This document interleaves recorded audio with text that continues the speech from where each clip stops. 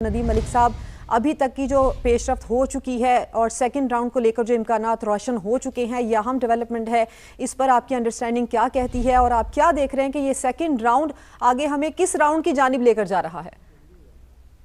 America और Iran दोनों को एक डील की जरूरत है और दोनों को सिर्फ जब इकट्ठे बैठे तो एक दूसरे से वो तवक्कुआत रखनी चाहिए जो एक मुल्क पूरी कर सकता है।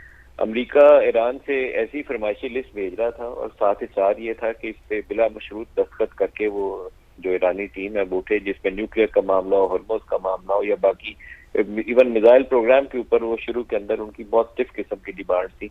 लेकिन पिछले 15 रोज के अंदर ट्रंप साहब जो राग लाते हैं रोजाना सोशल मीडिया के ऊपर, उसमें अब मिसाइल प्रोग्राम का जिक्र नहीं वो करते, सिर्फ न्यूक्लियर का जिक्र करते हैं।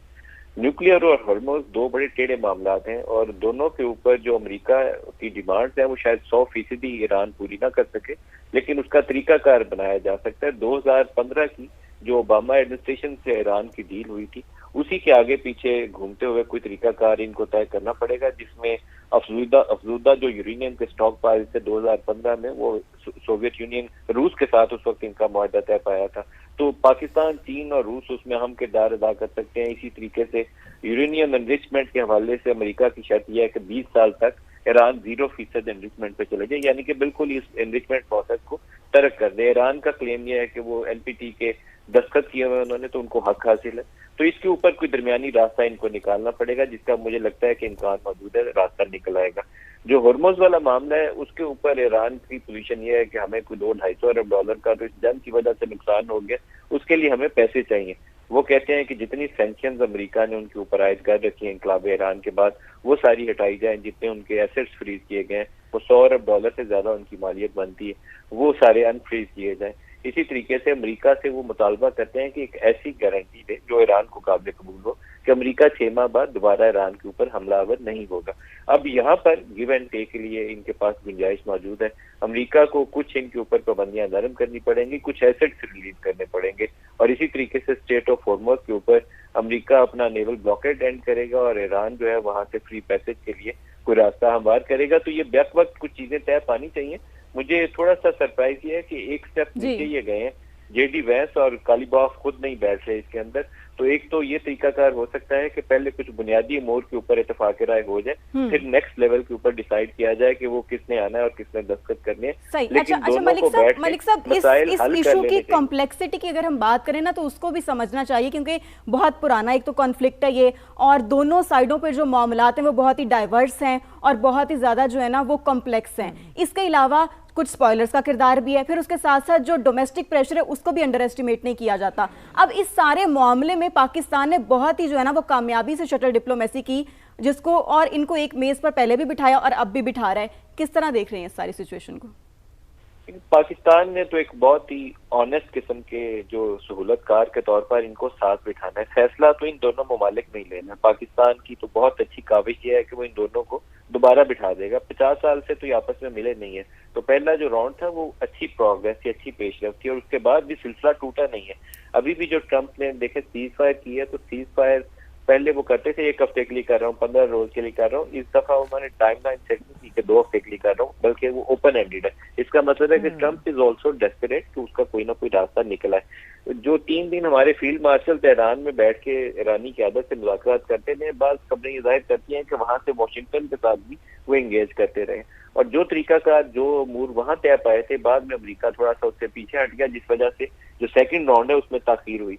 अब अगर अमेरिका कुछ चीजों के ऊपर एक ऑनेस्ट पोजीशन ले और फ्लेक्सिबल रहे, बहुत हार्ड लाइन ना ले, पीटर हेगसेट जैसे लोग जो बयान देते हैं उससे गुरेज करे, तो फिर इनका रास्ता निकलाना चाहिए और जितना जल्दी ईरान और अमेरिका इस मसले को हल कर लें दोनों के मफाद में होगा। अदरवाइज जो हार्ड लाइनर्स है वो टेक ओवर कर लेंगे और अमेरिका का भी नुकसान होगा और ईरान का भी नुकसान होगा। ये नहीं है कि एक पार्टी वहां से विनर उठेगी। इस जंग में कोई विनर नहीं है, दोनों ने खसारे में रहना है। अमेरिका की इकॉनमी बैठ जाएगी, यूरोप सारा बैठ जाएगा और ईरान का पूरा जितना इंफ्रास्ट्रक्चर उन्होंने सैंक्शंस के बावजूद डेवलप किया सारा डिस्ट्रॉय हो जाएगा। तो इसलिए इनको फौरी तौर पर इस मसले के हल की जानिब जाना चाहिए, जो पूरे इस इलाके के अवाम के मफाद में, पूरे मिडल ईस्ट के अवाम के मफाद में, क्योंकि ईरान जवाबी तौर पर जब यूएस बेसिस को हिट करता है तो उससे पूरा गल्फ रीजन जो है वो सारा बहुत बुरे तरीके से मुतासिर होता है। जी नदीम मलिक साहब, जो एहतियाती तदाबीर आपने बताई उसमें ट्रंप का थोड़ा अपनी ट्वीट्स को कंट्रोल करना भी होगा, और दूसरी बात भी आपकी बिल्कुल ठीक है कि कमतर या बरतर वाली सिचुएशन ये नहीं होगी।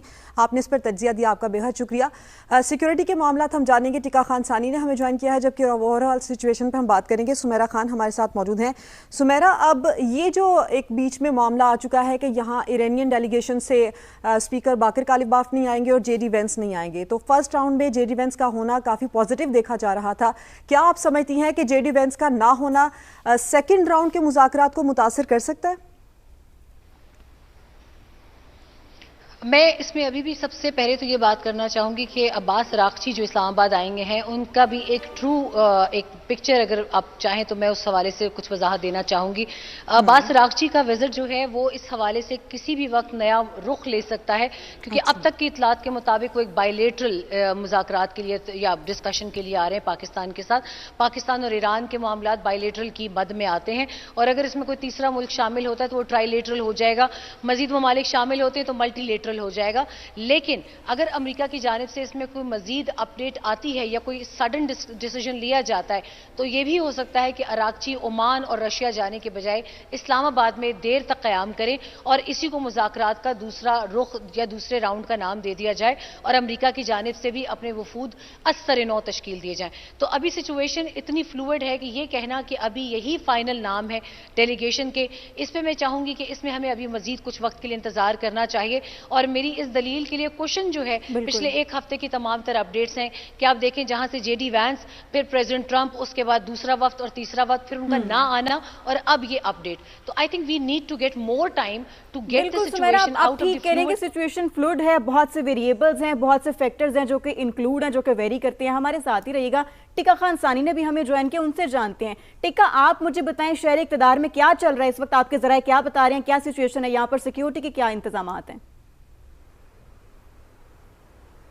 जी बिल्कुल, इस्लामाबाद में चूँकि पहले ही गैर मामूली सिक्योरिटी के इंतजामात थे, और अब चूँकि ईरानी डेलीगेशन जब आ रहा है, बाकायदा ऐलान हुआ, उसके बाद इनमें मज़ीद सख्ती कर दी गई है। और इस हवाले से एयरपोर्ट से लेके यहाँ तक वो मुकाम जहाँ मुलाकात होगी, तमाम जो इलाका है उसकी कड़ी निगरानी की जा रही है। इसमें एयर सर्विलेंस से लेके बाकायदा तौर पर सिक्योरिटी कानवाई तक रियासत पाकिस्तान ने तमाम फुल प्रूफ सिक्योरिटी इंतजाम कर रखे हैं। रेड जोन पहले से ही सील है, इसके साथ साथ एक्सटेंडेड रेड जोन को भी सील कर दिया गया है। 5 मरकजी शाहराहों पर पुलिस की नफरी जो है वो बढ़ा दी गई है। इसके साथ साथ जो रूट है उसकी सिक्योरिटी भी बढ़ा दी गई है।